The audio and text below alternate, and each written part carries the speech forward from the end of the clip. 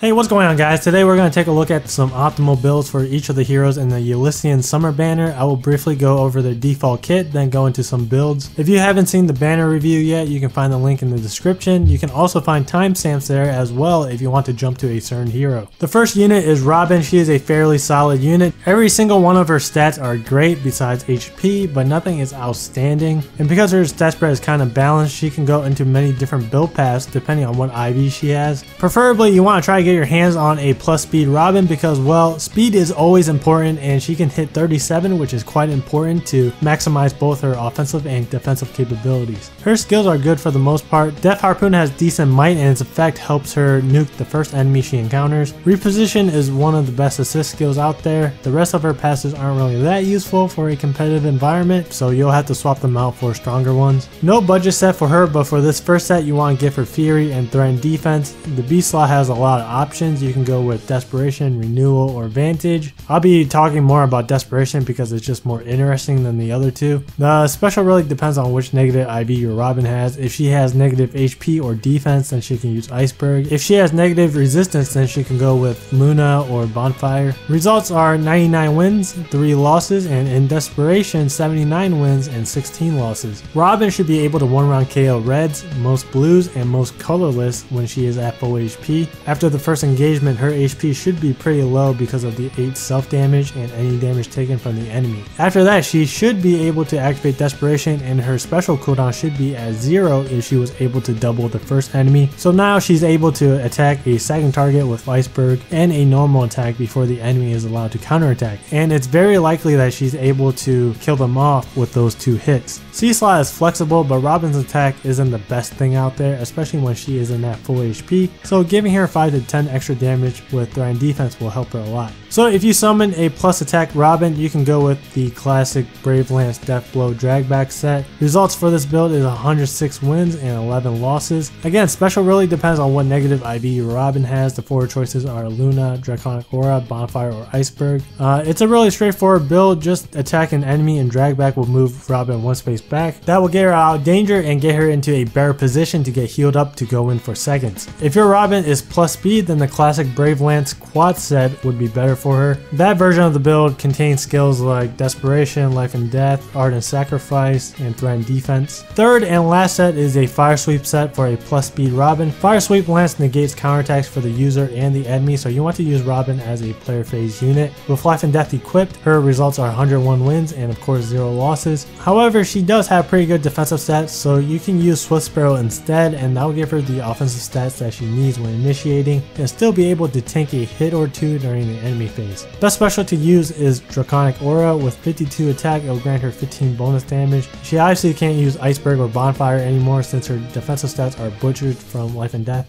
Next up is Tiki. She has almost the same base total stats as Robin, but the stats are allocated differently. Same low HP, but most of the stat distribution goes into attack and defense while leaving speed and resistance in the dust. Her attack is one of the highest out there, so a positive attack IV is what you'll want. Plus speed is great as well. That'll help prevent more doubles, which will in a way make her tankier. The only good skills for Arena are Melon Crusher and Close Defense. Axe Failure is a great skill for farming, but obviously not good for Arena. Here's her budget set. Best IVs to run with it is plus speed or attack with minus resistance. Quick Riposte is really all you need. It combos really nicely with Close Defense. She may not be able to one-round KO many heroes, but she doesn't take that much damage from physical melees and should be able to take them out with the 3rd hit on the following player phase. Threat and Attack is there to reduce even more damage, and for the special, Bonfire is going to be her best special. With a base defense at 32, Bonfire will grant her 16 bonus damage. Good assist skills to use are Reposition, Swap, and Reciprocal Aid. If you don't have a healer, then Reciprocal Aid is a great choice, and it's even more helpful if you have an ally who needs to drop to 75% HP for a certain strategy.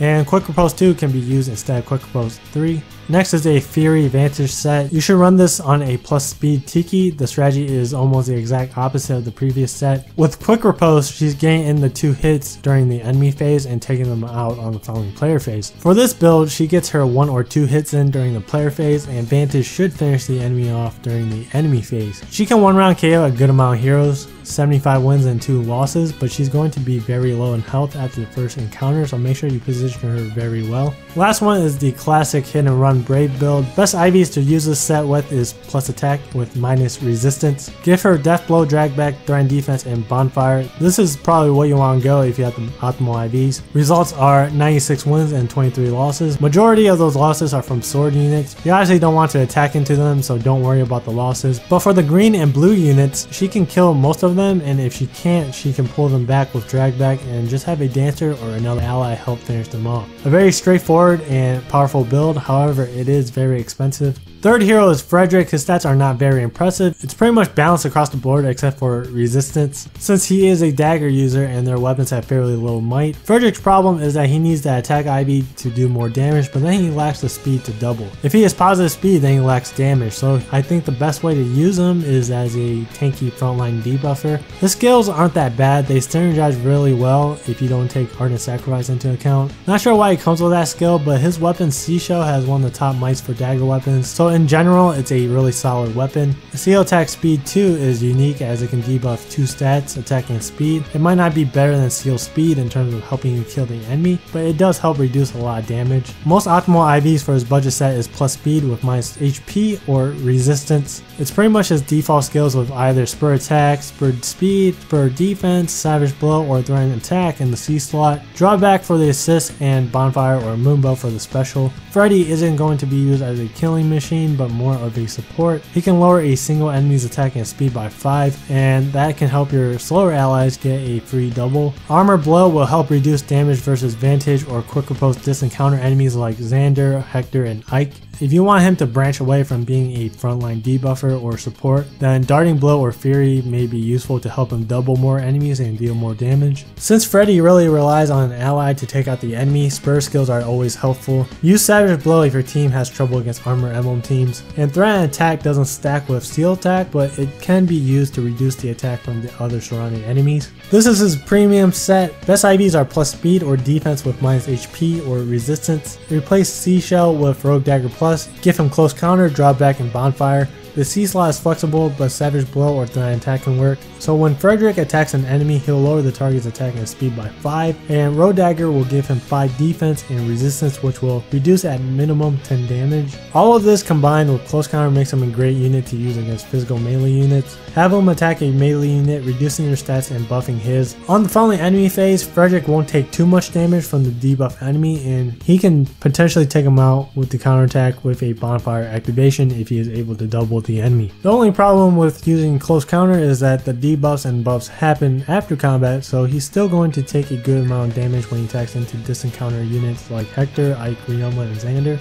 Last hero is Gaius. It's Setsuna 2.0. Defense and HP are low, but he is lightning fast and has really high res. 30 attack is still fairly low for an archer, so he really needs to rely on buffs and debuffs and maybe a really expensive build. His skills are great for arena, more specifically refreshing bolt and defense ploy. Like I said earlier, he needs to rely on buffs and debuffs, so his weapon and defense ploy are a perfect fit for him. Vantage isn't that useful on him since he is a range unit, so don't bother unlocking it. There's not really a good budget set for this guy, but this is as close as you'll get if you want to keep his weapon. Best IVs are plus speed or attack with minus HP or defense.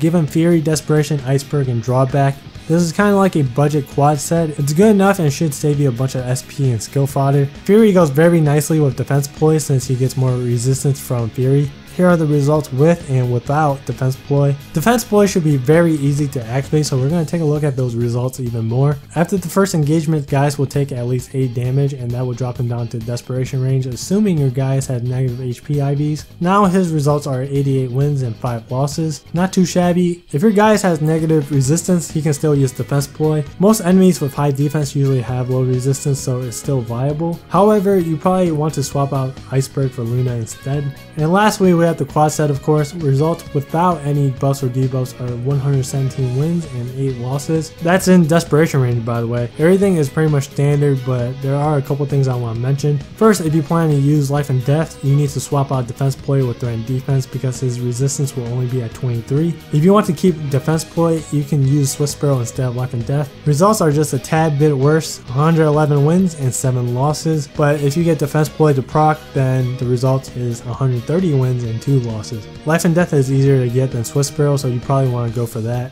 Alright, that's all the builds that I thought were worth mentioning for the Ylissean Summer banner. If you have any builds of your own, feel free to share it in the comments below. Also, let me know what skills you are planning to build for your summer heroes. Thank you guys for watching, and I'll see you guys in the next video.